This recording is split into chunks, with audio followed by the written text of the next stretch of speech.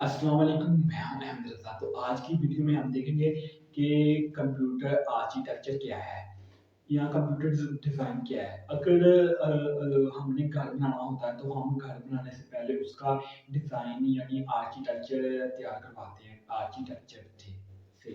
तो डिज़ाइन क्यों ज़रूरी होता है? क्योंकि हम चाहते हैं कि कम स्पेस में ज़्यादा से ज़्यादा चीज़ें बना सकें। तो कंप्यूटर आर्किटेक्चर की ज़रूरत भी इसी वजह से पेश आई।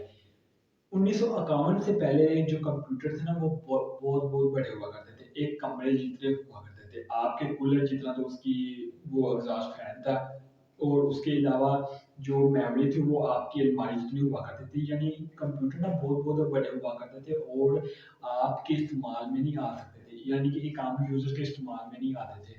तो बड़ी-बड़ी कंपनीज़ और दानेश यूज़ किया करते थे। तो उसके बाद 1951 के बाद 1951 में एक थ्योरी वान न्यूमैन ने पेश की कि जो कंपोनेंट्स हैं ना, उनको एक-दूसरे के करीब-करीब कर दिया जाए और जो फालतू कंपोनेंट्स हैं ना, वो निकाल लिए जाएँ कंप्यूटर में से। तो आहिस्ता-आहिस्ता कंप्यूटर बहुत छोटा होता गया और आज के मॉडर्न कंप्यूटर उसी डिज़ाइन के मुताबिक, उसी थ्योरी के मुताबिक तैयार किए जा रहे हैं। सिर्फ़ उसने थ्योरी पेश की थी, बाकी मैन्युफैक्चरिंग नहीं उसने किया था। यानी कि डिज़ाइन की थ्योरी पेश की थी कि इस तरह का कंप्यूटर होना चाहिए और जो फालतू के जो कंपोनेंट्स हैं ना, उसमें से निकाल दिए देने चाहिए। जो कंप्यूटर का डिज़ाइन है ना, वो जो उसके मेजर कंपोनेंट्स है ना, वो है सीपीयू, एएलयू यानी कि arithmetic and logical unit, control unit यानी सीयू, उसके बाद इनपुट एंड आउटपुट यूनिट, उसके बाद मेन मेमोरी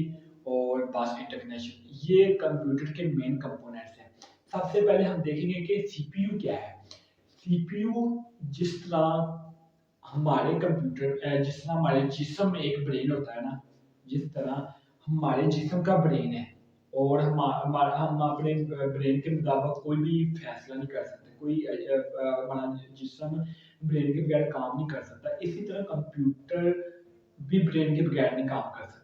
और ब्रेन जो है, जो सीपीयू ना, जो सीपीयू है, वो कंप्यूटर का बहुत ही अहम हिस्सा है और कंप्यूटर सीपीयू के बगैर काम नहीं कर सकता।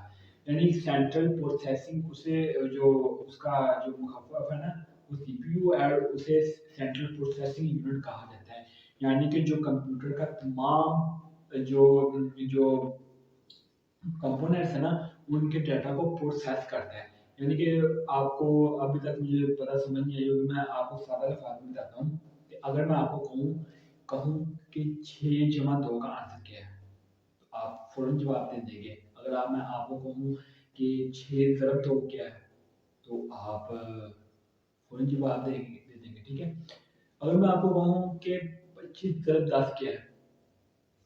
तो आप उसका भी जवाब दे देंगे। अगर मैं आपको कहूँ कि 632 ज़रब 646 क्या है? अब आपको टाइम लगेगा। टाइम क्यों लगता है? क्योंकि हमारा ब्रेन उसको उसका आंसर देने की कोशिश कर रहा होता है, उन कैलकुलेशंस को कर रहा होता है। तो इसी तरह जो कंप्यूटर का ब्रेन है ना, जो वो भी इसी तरह जो डेटा है ना उसको प्रोसेस करता है, ठीक है? उस कैलकुलेशंस को मुख्तलिफ कैलकुलेशंस करता है और अगर कैलकुलेशंस बड़ी हों तो वो टाइम लगाता है, अगर छोटी हो तो वो फ़ौरन जवाब दे देता है। तो जो कंप्यूटर का जो प्रोसेसर है वो भी इसी तरह काम करता है हमारे ब्रेन की तरह।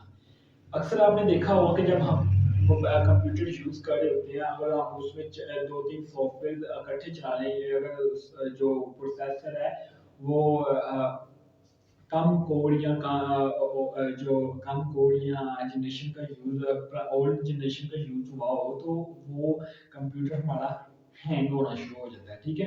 तो वो इसी वजह से होता है क्योंकि कंप्यूटर को कैलकुलेशंस करने में टाइम लग रहा होता है, यानी कि डेटा को प्रोसेस करने में टाइम लग रहा होता है। तो इसी वजह से जो हमारा सॉफ्टवेयर या हमारा कंप्यूटर हैंग हो जाता है, हमारा मोबाइल भी इसी वजह से हैंग हो जाता है क्योंकि हमारा जो कंप्यूटर का प्रोसेसर होता है ना, कंप्यूटर का ब्रेन होता है, उसको कैलकुलेशंस करने में टाइम लग रहा होता है, ठीक है? तो अब आपको मुझे उम्मीद है कि सीपीयू की समझ आ गई होगी कि सीपीयू काम क्या करता है, ठीक है? सीपीयू डेटा को प्रोसेस करता है, मुख्तलिफ कैलकुलेशंस करता है और कैलकुलेशंस करके फिर डेटा को प्रोसेस करता है। उसके पास सीपीयू के पास डाटा आता है, उस डाटा को मुख्तलिफ कैलकुलेशंस के ज़रिए प्रोसेस करता है और प्रोसेस करने के बाद डाटा को आगे एग्जीक्यूट कर देता है, ठीक है? तो ये था सीपीयू का काम। सीपीयू में और भी बहुत सी चीज़ें हैं लेकिन इस चैप्टर में यही डिस्कस की गई हैं, ठीक है? आगे हम देखते हैं कि सीयू क्या है। सीयू जिस तरह कंट्रोल रूम होता है ना, उसी तरह सीयू है और सीयू कंप्यूटर का कामचोर है, यानी कि बहुत कामचोर है। ये खुद कुछ भी नहीं करता, खुद ये कुछ भी नहीं करता और जो ये इसको प्रोसेसर कहते हैं ना काम करने को, इसके पास हदायत भेजता है, ठीक है, कि ये काम करो। सीयू क्या करता है, जो सीपीयू ना वो कहता है कि जो कंप्यूटर के अदर कंपोनेंट्स हैं वो सीयू को कहता है, सीपीयू सीयू को कहता है कि तुम वो काम कंप्यूटर के अदर कंपोनेंट से करवाओ।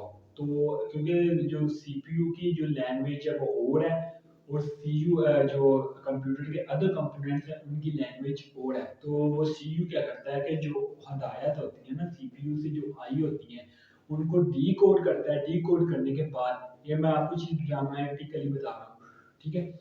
उन हदायत को डीकोड करता है, डीकोड करने के बाद अदर कंपोनेंट्स के जो कंप्यूटर के दूसरे कंपोनेंट्स हैं उनके पास भेज देता है, ठीक है, जो उस काम को करने वाले होते हैं, ठीक है, उनके पास भेज देता है और उनसे वो काम करवाता है। खुद कुछ भी नहीं करता, सीपीयू से वो हदायत लेता है, उनको डीकोड करता है, डीकोड करने के बाद वो जो कंप्यूटर के अदर कंपोनेंट्स हैं उनसे करवा लेता है। तो सीयू का काम ये है, यानी कंट्रोल यूनिट का काम ये है। उसके बाद आता है arithmetic and logical unit. Arithmetic या एंड लॉजिकल यूनिट यानी एएलयू का काम ये है कि ये भी सीपीयू से क्या करता है, हदायत लेता है, उसको हदायत लेने के बाद अर्थमेटिक एंड लॉजिकल ऑपरेशन अंजाम देता है, ठीक है? जहाँ जहाँ पे इसे डिवीजन करनी होती है, मल्टीप्लिकेशन करनी होती है, सब्ट्रैक्शन करनी होती है, तो ये इस तरह के काम आगे कर लेता है। ये भी हदायत लेता है, डीकोड करता है, डीकोड करने के बाद कंप्यूटर के अदर कंपोनेंट से करवा लेता है। उसके बाद आता है आईओ यूनिट यानी इनपुट एंड आउटपुट यूनिट। ये भी इसी तरह काम करता है। ये क्या करता है कि ये जो प्रोसेसर होता है ना, उसकी कंप्यूटर के जो other input and output components है ना, उनसे राब्ता करवाता है, उनसे कम्युनिकेट करवाता है, यानी कि डीकोड करता है, ठीक है? जो उससे हदायत आती है डीकोड करके अगले component input and output components को भेज देता है, यानी कि ये भी जो इनपुट एंड आउटपुट यूनिट है ना, ये उनसे जो ये प्रोसेसर को इनपुट एंड आउटपुट कंपोनेंट से कम्युनिकेट करवाता है, ठीक है? इनपुट एंड आउटपुट का काम ये है। उसके बाद आता है main memory. Main memory main memory computer का बहुत अहम हिस्सा है। जिस तरह सीपीयू है ना, इसी तरह मेन मेमोरी कंप्यूटर का बहुत अहम हिस्सा है और ये जो मेन मेमोरी ना एक सेमीकंडक्टर मटेरियल से बनी होती है और इस ये मिलियन ऑफ सेल्स इसमें इस्तेमाल होते हैं, ठीक है? मेन मेमोरी को मिलियन ऑफ सेल्स मिलकर बनाते हैं, ठीक है? और हर सेल में 8 बिट्स होती हैं, ठीक है? हर सेल 8 बिट्स को शो करता है जिन्हें बाइट कहा जाता है, ठीक है? तो ये जो मेन मेमोरी की मिसालें अगर आपको दूँ, तो मेन मेमोरी की जो मिसाल है ना वो है रैम और रोम। रैम यानी कि रैंडम एक्सेस मेमोरी और रोम यानी रीड ओनली मेमोरी। रैंडम जो रैम वो क्या करती है कि जो भी प्रोग्राम हम कंप्यूटर में ऑन करते हैं ना, वो आर्थिक तौर पे एक जगह देती है कंप्यूटर उस प्रोग्राम को। रैम क्या करती है कि जो हमने कंप्यूटर में जो सॉफ्टवेयर चलाना होता है ना, उसको आर्थिक तौर पर जो फर्ज करें हमारा जो सॉफ्टवेयर है वो पड़ा हुआ है उसकी हार्ड डिस्क में, यानी स्टोरेज में पड़ा हुआ है। वहाँ जब हमने ऑन करना है तो ये आर्जी तौर पर रैम में आ जाता है। रैम में आने के बाद वो जो डाटा जा रहा जो उसको फर्ज करें मैं एडिटिंग कर रहा हूँ, तो क्या होगा, स्टोरेज से जाएगा रैम में, रैम के बाद जाएगा सीपीयू से। सीपीयू रहता रैम में ही है लेकिन डाटा यानी कि मैं एडिटिंग कर रहा हूँ, तो उसके एडिटिंग के जो प्रोसेस है ना, उसको सीपीयू प्रोसेस कर रहा है। प्रोसेस करने के बाद डाटा को फिर सीपीयू के पास भेज रहा है और मेरा काम हो रहा है, और यानी मेरी एडिटिंग हो रही है, ठीक है। रैम ये काम करती है। रैम क्या करती है कि जो डाटा है ना, डाटा जो हम सॉफ्टवेयर चला रहे हैं, ठीक है, उसको आर्जी तौर पर ये जगह देती है, ठीक है। रैम में हम वो सॉफ्टवेयर चला रहे होते हैं, चला रहे होते हैं, और जो उसके जो प्रोसेस वगैरह होते हैं, हो रहे होते हैं ना, वो सीपीयू कर रहा होता है, ठीक है। तो रैम का ये काम है।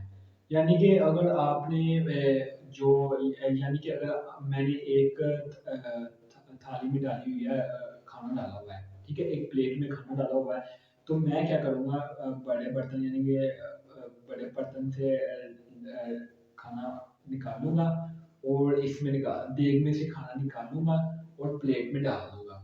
तो जो क्या नाम है, जो रैम है ना, वो थाली है, और जो क्या नाम है, जो देग है, वो है स्टोरेज, और जो सेंटर में है ना, जो रैम तक पहुंचा रही है, वो है सीपीयू, यानी कि वो प्रोसेस कर रही है। तो ये मिसाल है रैम की। तो रैम क्या, अगर आप आपको समझ आ गई होगी कि रैम क्या काम करती है, कि ये प्रोग्राम या सॉफ्टवेयर को आर्जी तौर पर जगह फराहम करती है, ठीक है, क्योंकि रैम में जाता है सॉफ्टवेयर, और जाने के बाद वहाँ पे हम डाटा उस सॉफ्टवेयर को चला रहे होते हैं। इसी वजह से अगर हम 4 से 5 सॉफ्टवेयर चला लें, और चला लें, तो जो सिस्टम की स्पीड है ना, वो स्लो हो जाती है। तो क्योंकि रैम की जितनी ज़्यादा मेमोरी होगी ना, उतनी ही ज़्यादा उसकी स्पीड होगी। और चूँकि ये सेमी कंडक्टर मटेरियल से बनी होती है, तो इस वजह से ये बहुत महंगी है, और यानी कि हार्ड डिस्क की निस्बत ये महंगी है। और ये भी कंप्यूटर का बहुत अहम हिस्सा है, और कंप्यूटर की स्पीड या यानी कि कंप्यूटिंग पावर रैम पर बहुत मुनहसर करती है, एक सीपीयू पर और एक रैम पर बहुत मुनहसर करती है, ठीक है। ये थी मेन मेमोरी का हिस्सा रैम, ठीक है। मेन मेमोरी का अगला हिस्सा है रोम। रोम यानी read only memory. Read only memory बहुत सी किस्म की है, यानी कि पी रोम है, उसके बाद ई रोम है, उसके बाद यानी कि programmable read only memory, उसके बाद है एरेजेबल रीड ओनली मेमोरी।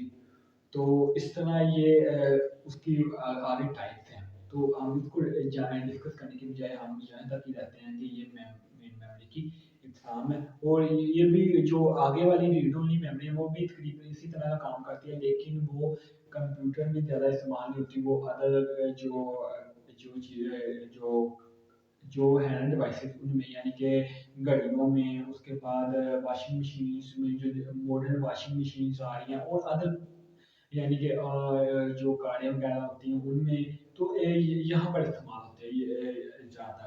जो अगली जो मेन मेमोरी का अगला टाइप है, ठीक है। तो अब हम मेन मेमोरी से निकल कर आते हैं वापस। तो जो मैंने आपको पहले बता दिया, सी यू, सी पी यू, उसके बाद ए एल यू, और मेन मेमोरी और आई ओ यूनिट।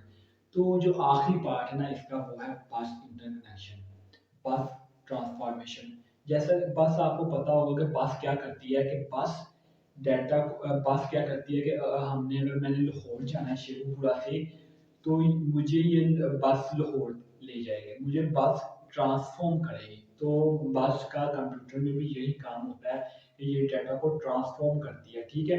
ये सीपीयू से डाटा कंप्यूटर के अदर कंपोनेंट्स तक पहुंचाती है, ठीक है।